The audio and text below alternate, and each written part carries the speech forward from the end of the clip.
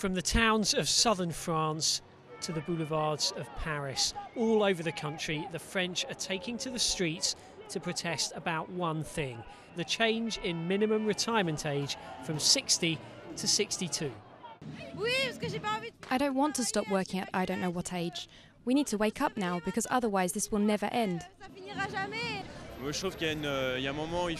I think there comes a point where you have to stop with all these reforms, which are unfair, where the whole time the underlying problem isn't dealt with. Finances are all over the place, and a minority has the power to decide the life and destiny of millions of people. This is the fourth strike in just over a month for France, bringing people out in record numbers and causing chaos on travel networks. Hundreds of international flights have been grounded, roads have been closed off, schools barricaded and ports shut down.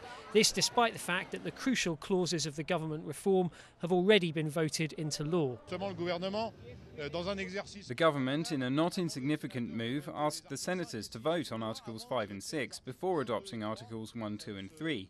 This never happens, and all in the faint hope of preventing today's mobilisation. But our response is equal to their manoeuvring. And most people here are on side. Although France has one of the lowest retirement ages in the West, polls show around 70% popular support for the strikes, though not everyone's on board. These constant actions show that people are not very reasonable. I think that they should take into account that we're all living longer, and that working for another 2 years is not the end of the world.